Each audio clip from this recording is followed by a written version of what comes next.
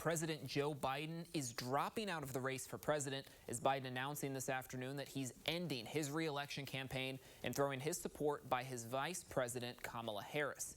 This decision coming after weeks of pressure from Democrats for Biden to remove himself from the ticket amid concerns about his ability to serve for another 4 years and his chances against former President Donald Trump.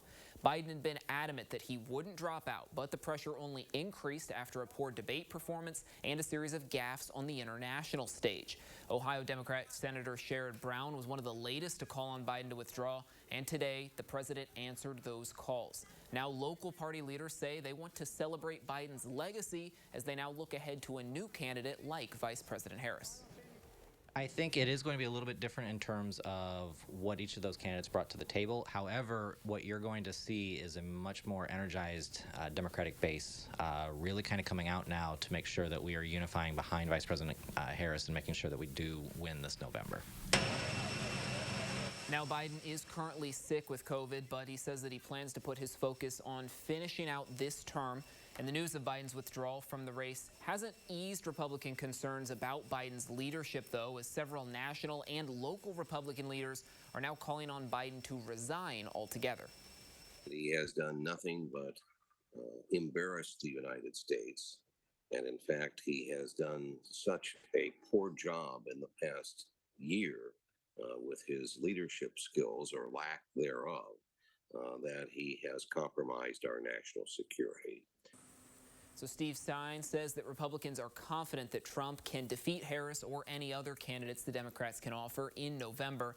But Derek Camp and the Republicans say they're excited for the new energy that someone like Harris can bring to the ticket.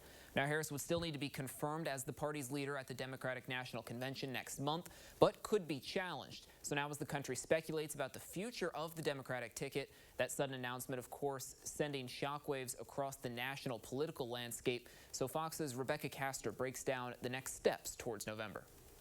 President Biden is officially out of the 2024 race for the White House. It follows weeks of growing pressure from Democrats after his shaky debate performance highlighted concerns over his age and mental fitness.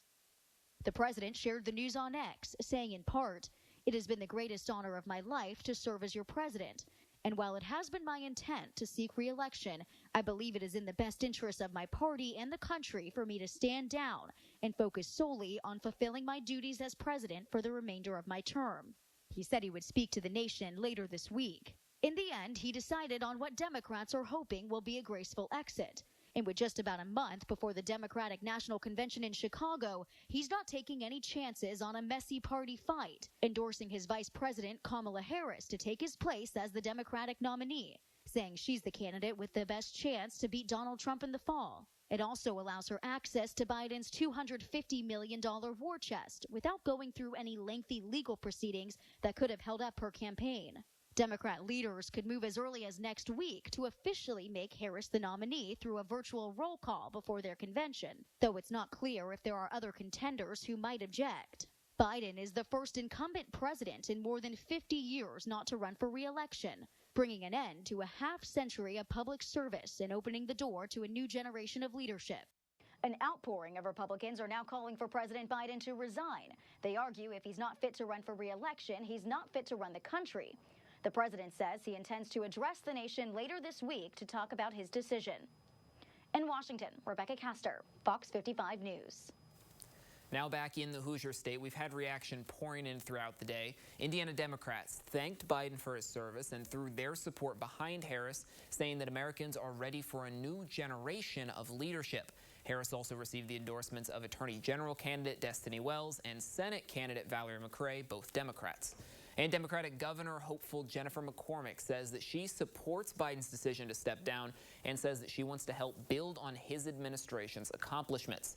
McRae and McCormick were both in Fort Wayne just yesterday at a town hall for the Indiana Black Legislative Caucus.